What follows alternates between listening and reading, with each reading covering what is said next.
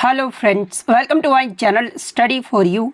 सो guys, जैसा कि आज जो आपका एसएससी सीपीओ का 27 जून के फर्स्ट शिफ्ट का एग्ज़ाम हो गया दोस्तों, जिसका जो है मैं आपको बिल्कुल 100% एक्यूरेट आंसर के साथ जो है इस वीडियो में बताऊंगा। तो देख लेते हैं कि किस प्रकार के जो है आज आपके 27 जून के फर्स्ट शिफ्ट के एग्ज़ाम में जो है प्रश्न पूछे गए हैं। उससे पहले एक बात और दोस्तों, कि जिन्होंने भी अगर चैनल को सब्सक्राइब नहीं किया है तो एसएससी सीपीओ एग्ज़ाम से रिलेटेड पर्पल की अपडेट के लिए जो है चैनल को सब्सक्राइब ज़रूर कर दीजिएगा। और बगल में ही आपको एक बेल आइकन यानी घंटे का निशान भी दिख रहा होगा, तो आप उसे भी जो है ज़रूर प्रेस कर दीजिएगा। तो चलिए वीडियो को स्टार्ट करते हैं। तो आपका पहला क्वेश्चन आया था कि the term dribbling is associated with which sport, यानी ड्रिबलिंग जो टर्म है ना, ये किस खेल से संबंधित है। तो देखिए, ये जो आपका ड्रिबलिंग शब्द है ना, ये आपके बास्केटबॉल खेल से संबंधित है। तो बास्केटबॉल आपका यहाँ पे करेक्ट आंसर होगा। इसके अलावा बात कर ले बास्केटबॉल में ड्रिबलिंग का मतलब क्या होता है। तो देखिए, बास्केटबॉल में ड्रिबलिंग बॉल को एक बार में एक हाथ से जो है लगातार फर्श पर जो वो उछालना होता है, और इसे ही जो आपका ड्रिबलिंग बॉल जो है वो कहा जाता है। इसके अलावा बास्केटबॉल के अन्य टर्म की अगर मैं बात कर लूँ तो जैसे कि ball, basket, blocking, dribbling, free throw, handball, holding, jump ball, multiple throw और पीवट, ये सभी जो टर्म है ना, ये आपके बास्केटबॉल खेल से संबंधित है। तो ये फैक्ट भी आपको ध्यान में रखना है।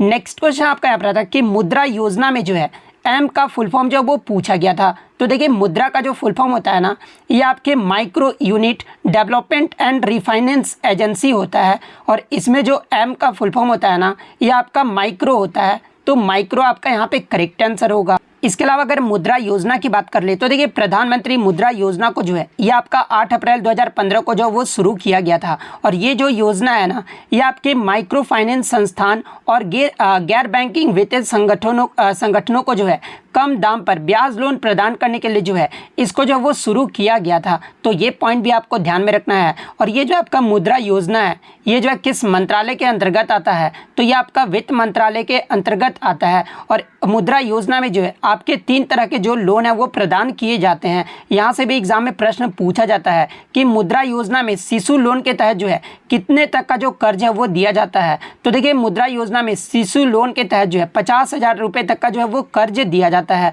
दूसरा जो है वो आपका किशोर लोन है, और किशोर लोन के तहत जो है 50,000 से 5 लाख रुपए तक का जो है वो कर्ज दिया जाता है। और थर्ड जो आपका लोन है वो आपका तरुण लोन है, और तरुण लोन के तहत जो है 5 लाख से 10 लाख रुपए तक का जो आपको कर्ज दिए जाते हैं। तो ये सारे फैक्ट जो आपको ध्यान में रखना है।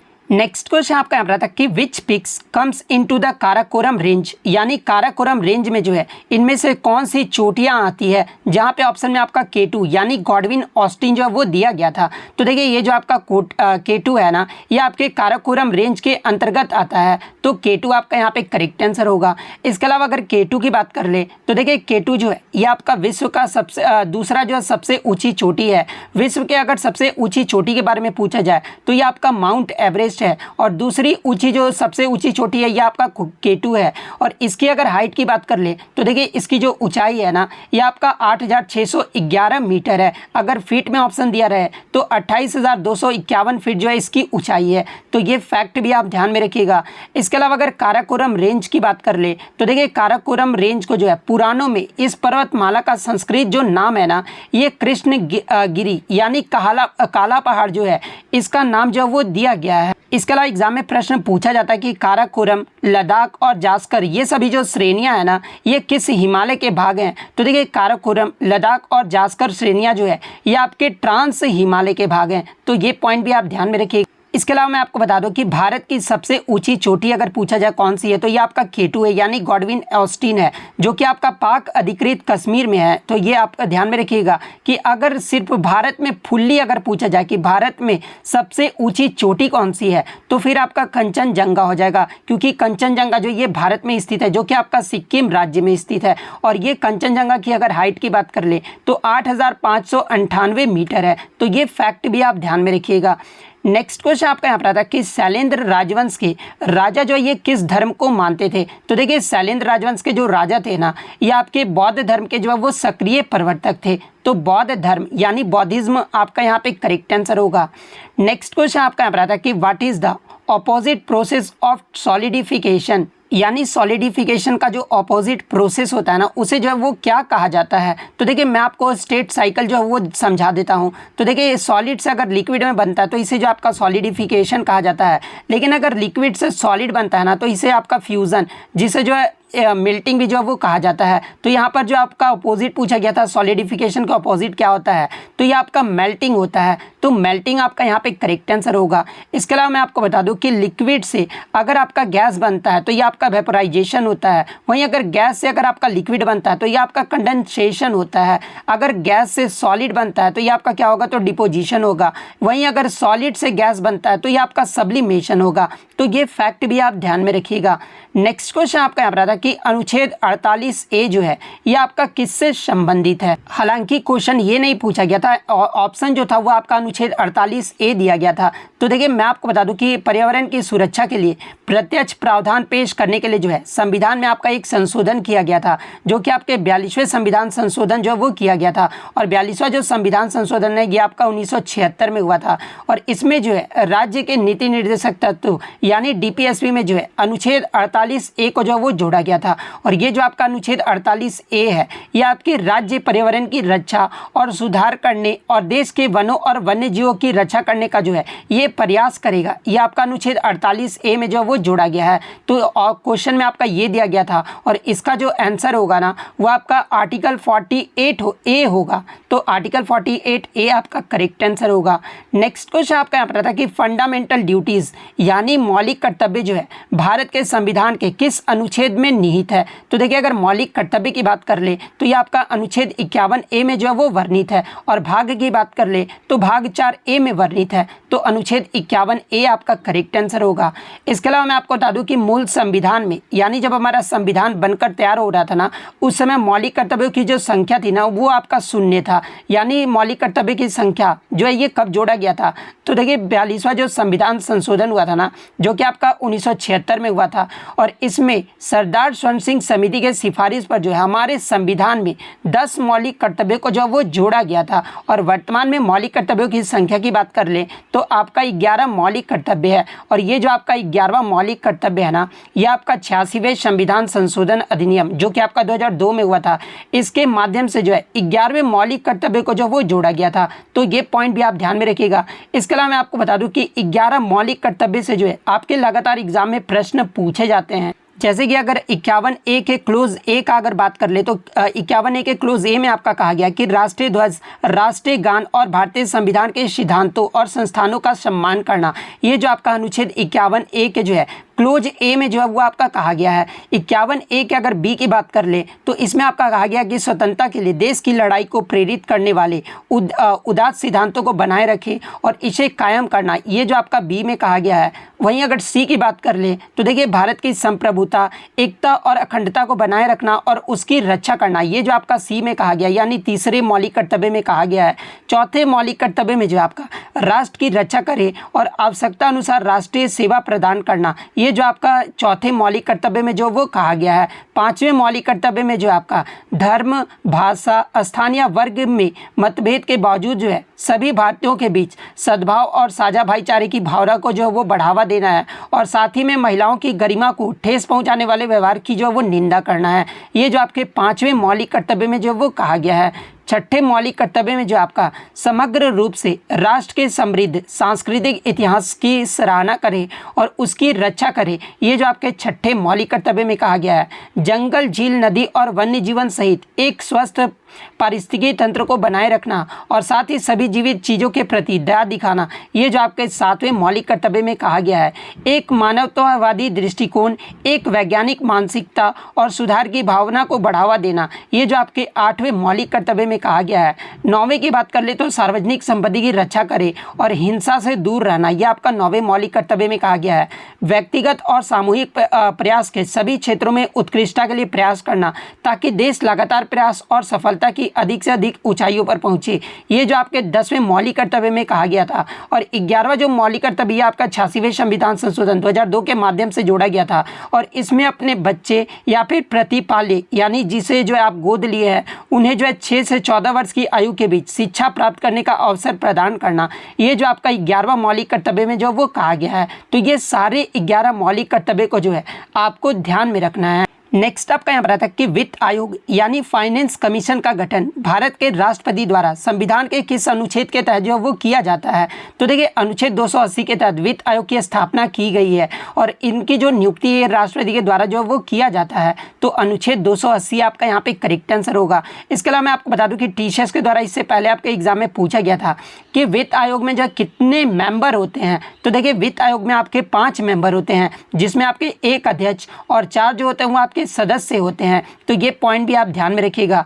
इसके अलावा मैं आपको बता दूं कि फाइनेंस कमीशन जो है एक आपका संवैधानिक निकाय है और इसका जो गठन है ये आपका 1951 में हुआ था। और वित्त आयोग के अगर पहले अध्यक्ष की बात कर ले तो देखिए वित्त आयोग के जो पहले अध्यक्ष थे ना ये आपके केसी नियोगी थे और वर्तमान में जो वित्त आयोग के अध्यक्ष हैं ये आपके अरविंद पनगड़िया हैं, जो कि आपके नीति आयोग के जो है पहले उपाध्यक्ष भी थे। और अरविंद पनगड़िया जो है ये कितने नंबर के जो है वित्त आयोग के प्रमुख नियुक्त किए गए हैं। तो ये 16वें नंबर के जो वित्त आयोग के अध्यक्ष जो वो नियुक्त किए गए हैं। इनसे पहले जो आपके 15वें वित्त आयोग के अध्यक्ष थे ये आपके NK सिंह थे। तो ये फैक्ट भी आप ध्यान में रखिएगा। नेक्स्ट क्वेश्चन आपका यहाँ पर आता है कि कौन सा अनुच्छेद राज्यपाल को 2 या 2 से अधिक राज्यों का जो है अतिरिक्त प्रभार लेने की शक्ति जो वो प्रदान करता है। तो देखिए अनुच्छेद 153 के अकॉर्डिंग जो है ये आपका शक्ति जो है वो प्रदान किया गया है। तो अनुच्छेद 153 आपका करेक्ट आंसर होगा। इसके अलावा अगर संशोधन पूछा जाए तो देखिए भारत में जो आपका 7वां संशोधन अधिनियम हुआ था ना, जो कि आपका 1956 में हुआ था, इसमें एक ही व्यक्ति को जो है 1 या अधिक राज्यों के राज्यपाल या फिर केंद्र शासित प्रदेश की उपराज्यपाल के रूप में जो वो नियुक्त किया जा सकता है। तो ये संशोधन भी जो है आपको ध्यान में रखना है। नेक्स्ट क्वेश्चन आपका यहाँ पर आया था कि जागोई और चोलम ये जो है किस शास्त्रीय नृत्य के 2 मुख्य भाग हैं। तो देखिए जागोई और चोलम की बात कर ले तो ये जो आपके मणिपुरी शास्त्रीय नृत्य के जो है 2 भाग हैं। तो मणिपुरी आपका यहाँ पे करेक्ट आंसर होगा। और मणिपुरी जो है ये किस राज्य का शास्त्रीय नृत्य है। तो ये आपका मणिपुर राज्य का जो है एक शास्त्रीय नृत्य है। तो ये फैक्ट भी आप ध्यान में रखिएगा। नेक्स्ट क्वेश्चन आपका यहाँ पर आता है कि श्याम मणि देवी किस शास्त्रीय नृत्य से संबंधित है। तो देखिए श्याम मणि देवी जो है ये आपका ओडिसी शास्त्रीय नृत्य से संबंधित है और इन्हें ओडिसी नृत्य के लिए जो है 2022 में पद्मश्री अवार्ड से भी जो है वो सम्मानित किया गया है। तो ओडिसी आपका यहाँ पे करेक्ट आंसर होगा। इसके अलावा एग्जाम में एक प्रश्न यहाँ से बनता है कि ओडिसी के पहले ओडिसी शास्त्रीय नर्तक का नाम बताइए जिन्हें जो है पद्म विभूषण पुरस्कार से सम्मानित किया गया था। तो देखिए ये जो आपके केलुचरण महापात्र है ना ये आपके ओडिसी शास्त्रीय नर्तक है और इन्हें ओडिसी नृत्य के लिए जो है पहला जो है वो पद्म विभूषण पुरस्कार जो है 2000 ईस्वी में जो वो दिया गया था। तो ये फैक्ट भी आपको ध्यान में रखना है। इसके अलावा ओडिसी नृत्य के अन्य प्रमुख कलाकारों की बात कर ले तो देखिए संयुक्ता पाणिग्राही, किरण सहगल, माधवी मुद्गल, कालीचरण पटनायक, केलुचरण महापात्रा, इन सभी का जो संबंध है ना ये आपके ओडिसी शास्त्रीय नृत्य से है। नेक्स्ट क्वेश्चन आपका यहाँ पर आता है कि अनुच्छेद 75 के क्लोज 3 में जो है ये किससे संबंधित है। तो देखिए अनुच्छेद 75 की बात कर ले तो ये आपके मंत्री परिषद से संबंधित प्रावधानों के बारे में जो है ये आपका बात करता है। जिसमें अनुच्छेद 75(3) की बात कर ले तो ये जो आपका इसके अकॉर्डिंग मंत्री परिषद जो है सामूहिक रूप से लोकसभा के प्रति उत्तरदायी होगा। ये जो आपका अनुच्छेद 75 के क्लोज 3 में जो वो कहा गया है। तो ये जो आपका यहाँ पे करेक्ट आंसर होगा। इसके अलावा अगर अनुच्छेद 74 की बात कर ले तो देखिए अनुच्छेद 74 में मंत्री परिषद के गठन के बारे में जो उल्लेख किया गया है। तो ये फैक्ट भी आपको ध्यान में रखना है। नेक्स्ट क्वेश्चन आपका यहाँ पर था कि सेल्यूकस निकेटर द्वारा चंद्रगुप्त मौर्य के दरबार में भेजा गया राजदूत कौन था। तो देखिए सेल्यूकस निकेटर के द्वारा चंद्रगुप्त मौर्य के दरबार में जो है ये मेगास्थनीज को जो वो भेजा गया था। और मेगास्थनीज ये कहाँ का राजदूत था। तो ये आपका ये यूनानी राजदूत था। तो मेगास्थनीज आपका करेक्ट आंसर होगा। और ये जो आपका प्रमुख पुस्तक इंडिका नामक जो पुस्तक है ना ये आपके मेगास्थनीज के द्वारा ही जो वो लिखा गया था। तो ये फैक्ट भी आपको ध्यान में रखना है।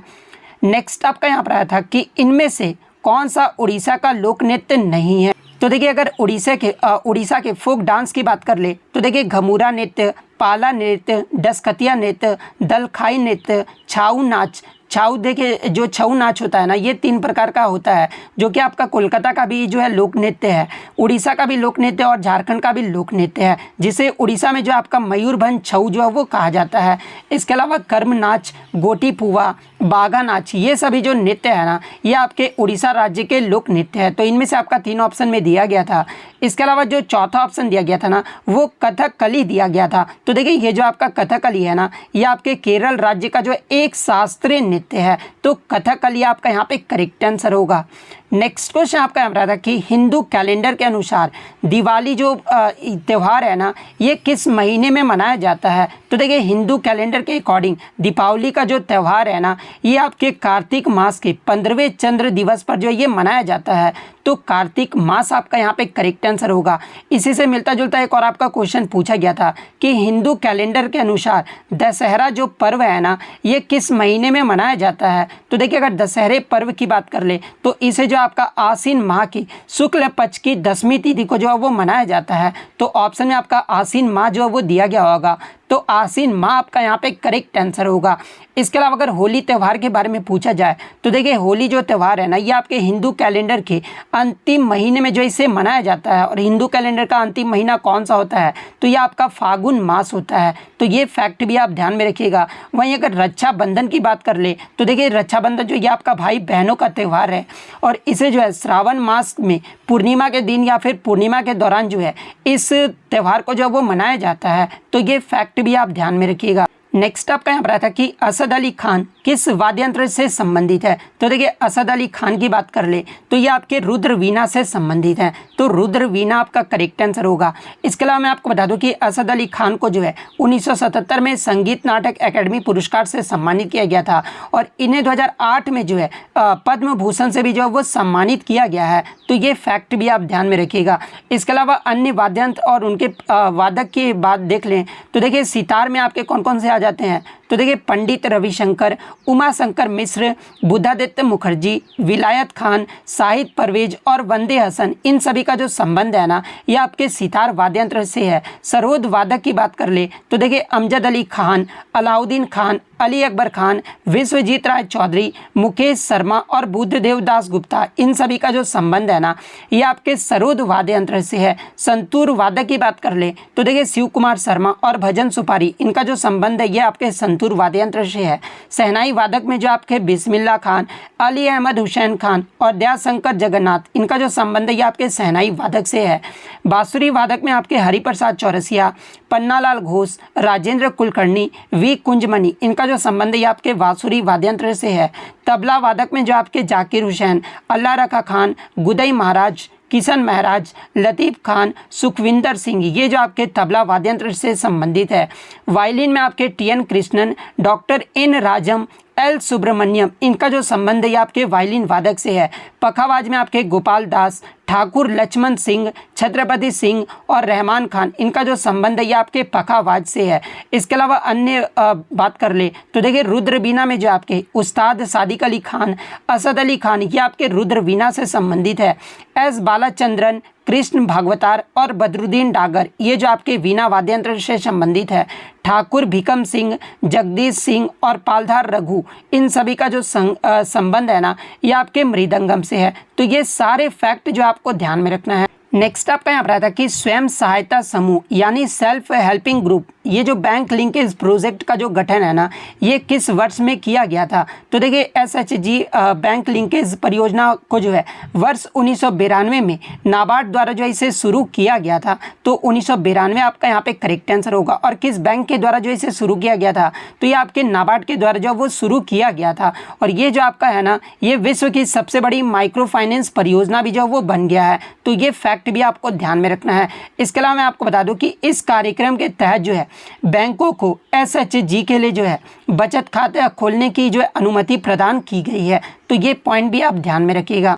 नेक्स्ट क्वेश्चन आपका यहाँ पर आता है कि what is the locomotory organ of bacteria, यानी बैक्टीरिया का जो गतिशील अंग जो है वो कौन सा होता है। तो देखिए बैक्टीरिया का जो लोकोमोटरी ऑर्गन होता है ना, ये आपका फ्लैगेलम होता है। तो फ्लैगेलम आपका यहाँ पे करेक्ट आंसर होगा। इसके अलावा मैं आपको बता दूं कि बैक्टीरिया जो है ये आपके प्रोकैरियोटिक ग्रुप से संबंधित है। और ये जो आपका किस प्रकार का जीव है, तो एक आपका यूनिसेलुलर ऑर्गेनिज्म यानी एक कोशिकीय जीव है, जिनमें कुछ कोशिकांग और एक वास्तविक नाभिक यानी न्यूक्लियस का जो वो अभाव होता है। तो ये पॉइंट भी आपको ध्यान में रखना है। नेक्स्ट क्वेश्चन आपका यहाँ पर आया था कि द गाइड बुक ये जो है किसके द्वारा जो है वो लिखा गया है। तो देखिए ये जो आपका द गाइड बुक है ना, ये आपके R.K. नारायण के द्वारा जो है 1958 में जो है इस उपन्यास को अंग्रेजी भाषा में जो वो लिखा गया था। तो R.K. नारायण आपका यहाँ पे करेक्ट आंसर होगा।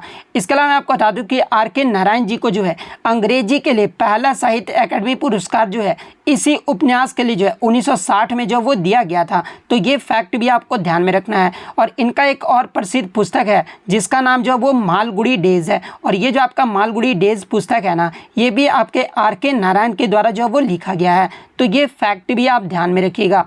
नेक्स्ट क्वेश्चन आपका यहाँ पर आया था कि बैडमैन ये जो है किसकी बायोग्राफी है। तो देखिए बैडमैन की बात कर ले तो ये आपके गुलशन ग्रोवर की जो है वो जीवनी है। तो गुलशन ग्रोवर आपका यहाँ पे करेक्ट आंसर होगा। नेक्स्ट आपका यहाँ पर आता है कि भूपेन हजारिका को भारत रत्न से जो है वो कब सम्मानित किया गया था। तो देखिए भूपेन हजारिका को 2019 में जो है मरणोपरांत इन्हें जो है भारत रत्न से सम्मानित किया गया था। तो 2019 आपका करेक्ट आंसर होगा। और इन्हें जो है ये किस क्षेत्र से संबंधित है। तो देखिए भूपेन हजारिका जो है ये आपके संगीत के क्षेत्र से संबंधित है। और ये जो आपके किस राज्य से संबंधित है, तो ये आपके असम राज्य से संबंधित है। तो ये पॉइंट भी आप ध्यान में रखिएगा।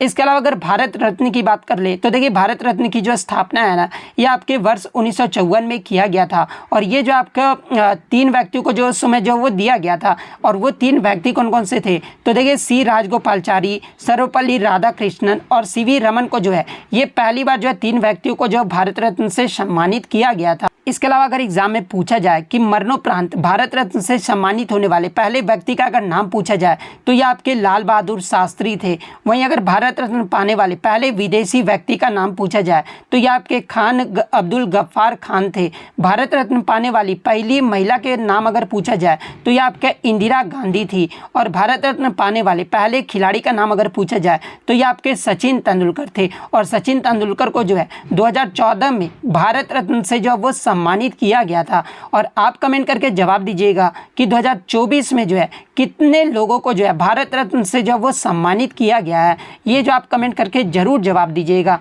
नेक्स्ट क्वेश्चन आपका यहाँ पर आया था कि 2011 की जनगणना के अनुसार सबसे कम लिटरेसी रेट यानी साक्षरता दर वाला राज्य जो है ये कौन सा है। तो देखिए 2011 की जनगणना के अनुसार सबसे कम लिटरेसी रेट वाला जो राज्य है ना, ये आपका बिहार राज्य रहा था। बिहार का जो लिटरेसी रेट है ना, ये आपका 61.80% रहा था, जिसमें पुरुष साक्षरता दर जो है ये आपका 71.20% रहा था। और महिला साक्षरता दर जो है ये आपका 51.50% रहा था। तो देखिए अगर महिला में भी पूछा जाए कि सबसे कम साक्षरता दर वाला राज्य महिलाओं में कौन सा रहा था, तो ये भी आपका बिहार ही रहा था। दूसरे नंबर पे अगर महिला में पूछा जाए तो महिला में सबसे कम दूसरे नंबर पे जो है ये आपका राजस्थान राज्य रहा था। ओवरऑल अगर पूछा जाए तो ये आपका अरुणाचल प्रदेश रहा था दूसरे नंबर पे साक्षरता दर में। तो ये पॉइंट भी आप ध्यान में रखिएगा।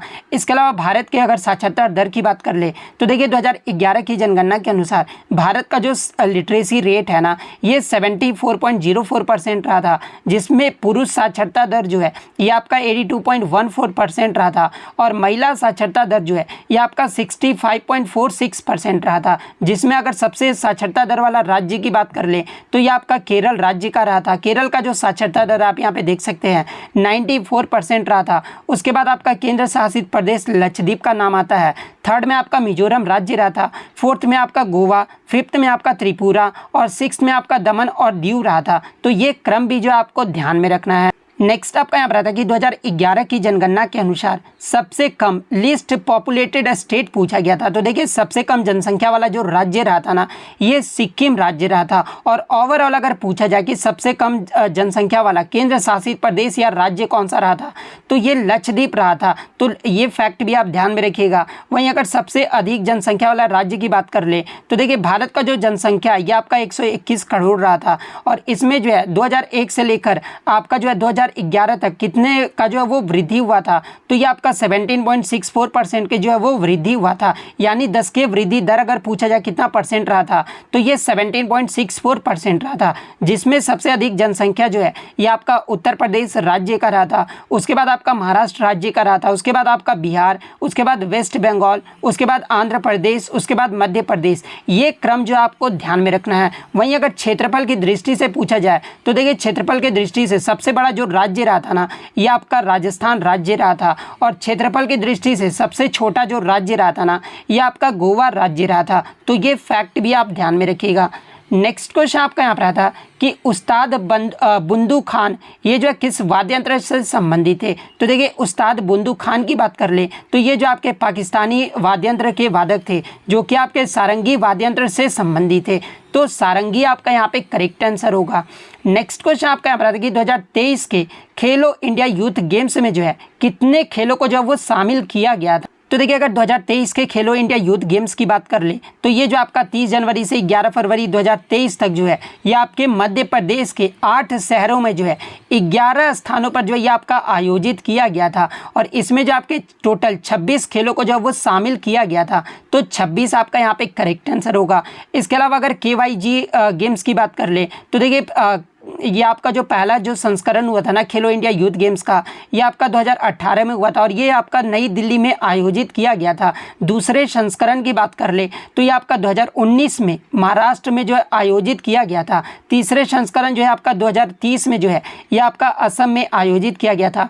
चौथा संस्करण जो है 2021 में ये आपका कोविड-19 के कारण नहीं हो पाया था, और ये जो आपका चौथा संस्करण है ना, ये आपका 2022 में हरियाणा के पंचकुला में आयोजित किया गया था। इसके अलावा पांचवें संस्करण की बात कर ले तो ये जो आपका पांचवा संस्करण मध्य प्रदेश राज्य में आयोजित किया गया था, और हाल ही में जो आपका छठवां संस्करण है ना, जो कि आपका 2024 में हुआ है, और ये आपके तमिलनाडु के 4 शहरों में जो है ये आपका आयोजित किया गया था। तो ये सारे फैक्ट जो आपको ध्यान में रखना है। नेक्स्ट क्वेश्चन आपका यहाँ पर था कि पूर्वी घाट की जो है औसत ऊंचाई पूछी गई थी। तो देखिए पूर्वी घाट का जो एवरेज हाइट है ना, ये 600 मीटर है। तो 600 मीटर आपका यहाँ पे करेक्ट आंसर होगा।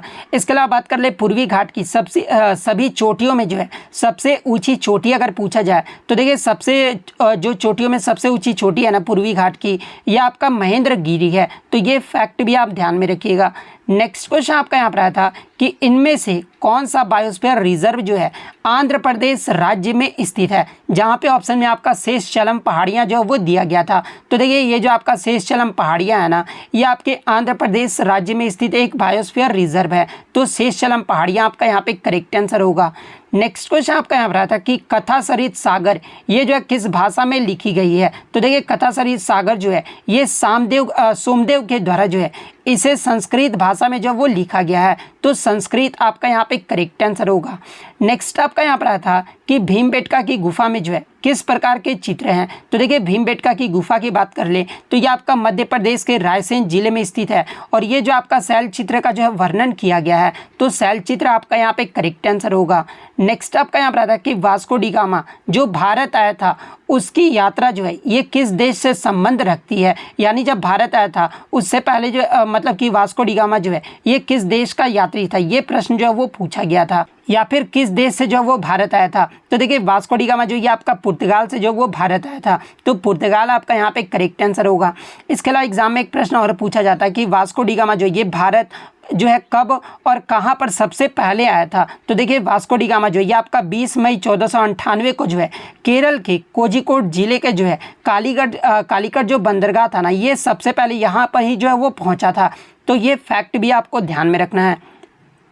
नेक्स्ट आपका यहाँ पर आता है कि विधवा पुनर्विवाह अधिनियम के तहत पुणे में अपनी पत्नी के साथ जो है स्कूल जो है ये किसने खोला था। तो देखिए अगर हिंदू विधवा पुनर्विवाह अधिनियम की बात कर ले तो इसे जो आपका 1856 में जो वो पारित किया गया था, और इस अधिनियम ने जो है ईस्ट इंडिया कंपनी के नियम के तहत जो है भारत के सभी न्यायालयों में जो है हिंदू विधवाओं के पुनर्विवाह को कानूनी जो है वो बना दिया था। और इस अधिनियम के ये जो अधिनियम है ना, ये किसके कार्यकाल में जो है वो इसका मसौदा जो है वो तैयार किया गया था। तो इसे जो है डलहौजी के कार्यकाल में जो है इस अधिनियम का मसौदा जो है वो तैयार किया गया था, और पारित जो है ये किसके काल में हुआ था। तो ये आपका 1856 में जो है कैनिंग द्वारा जो है इसे पारित किया गया था। तो ये फैक्ट भी आपको ध्यान में रखना है। और ये जो आपका हिंदू विधवा पुनर्विवाह था ना, ये जो आपके भारतीय समाज सुधारक ईश्वर चंद्र विद्यासागर हिंदू विधवा पुनर्विवाह अधिनियम के जो है सबसे प्रमुख जो वो प्रचारक थे। तो ये एग्जाम में पूछा जाता है कि सबसे प्रमुख जो प्रचारक थे ये कौन थे, तो ये आपके ईश्वर चंद्र विद्यासागर थे। तो ये फैक्ट भी आप ध्यान में रखिएगा।